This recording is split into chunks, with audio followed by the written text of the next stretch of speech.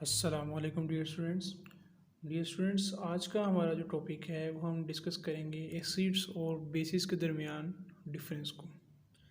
Acids जिसको हम उर्दू में तेज़ाब कहते हैं। सबसे पहला डिफरेंस जो है एसिड और बेस में वो ये है कि एसिड्स हैव सोर टेस्ट, यानी कि जो एसिड तेज़ाब का जो जायका होता है वो खट्टा होता है। लाइक अनराइप सिट्रस फ्रूट में या लेमन जूस में अगर आपने देखा हो तो उसमें उसका जो टेस्ट होता है लेमन जूस का वो सोर होता है। तो अगर इसके कंपैरिजन में अगर हम बेसिस को देखें तो बेसिस का जो टेस्ट होता है वो बिटर होता है और इसको टच करने पे हमें स्लिपरी सा फील होता है। लाइक सोप की एग्जांपल अगर आप देख लें, अगर सोप को अगर आप टच करते हैं तो स्लिपरी फील होता है और बेसिस का जो टेस्ट होता है वो कड़वा होता है। नेक्स्ट जो एसिड और बेस के दरमियान डिफरेंस है वो है लिटमस पेपर का। एसिड जो है वो ब्लू लिटमस पेपर को रेड में कन्वर्ट कर देता है। लाइक अगर आपने ब्लू लिटमस पेपर को एक लिया और उसको आपने एसिड में डिप किया तो वो एसिड क्या करेगा, उस लिटमस पेपर के ब्लू लिटमस पेपर को रेड कलर के लिटमस पेपर में चेंज कर देगा। On the other side base में बिल्कुल इसके उलट है, ऑपोजिट है। बेसिस क्या करती हैं कि अगर रेड लिटमस पेपर को ब्लू लिटमस पेपर में चेंज कर देती हैं।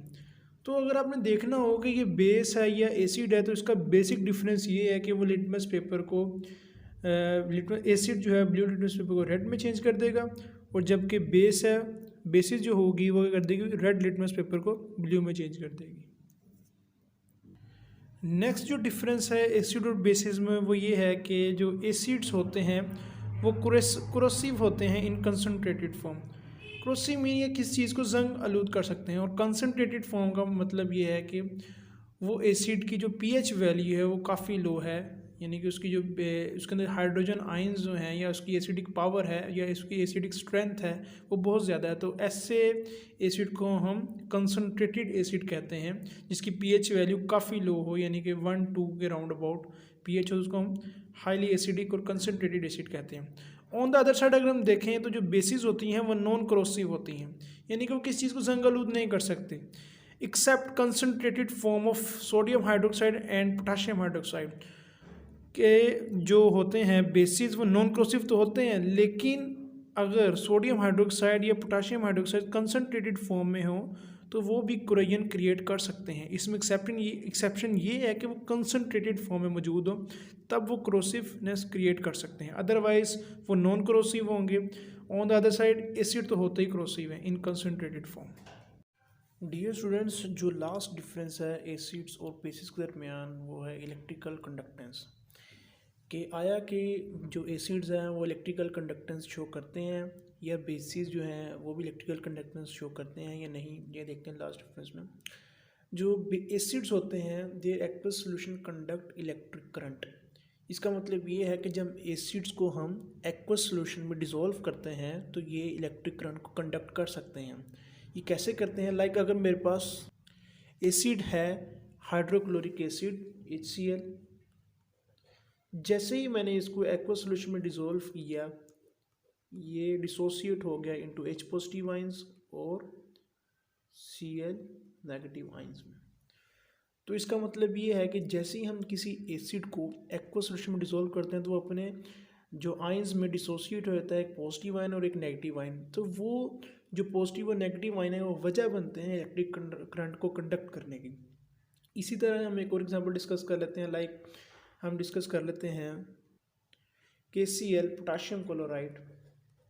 इसको भी जब हम एक्वा सोल्यूशन में डिसॉल्व करते हैं तो ये करता है K पॉजिटिव में प्लस Cl नेगेटिव आयन में चले जाता है।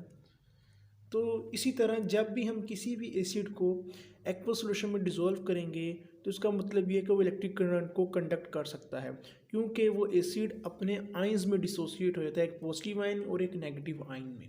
तो इसलिए वो ये दोनों आयंस उसके इलेक्ट्रिक करंट को कंडक्ट करने की वजह बनते हैं।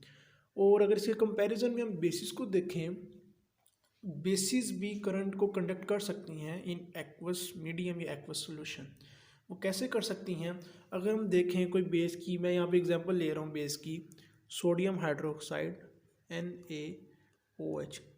जैसे ही आप इसको डिसॉल्व करेंगे इनटू एक्वस सॉल्यूशन तो ये अपने डिसोसिएट हो जाएंगे इनटू Na+ और प्लस हाइड्रोक्साइड आयन।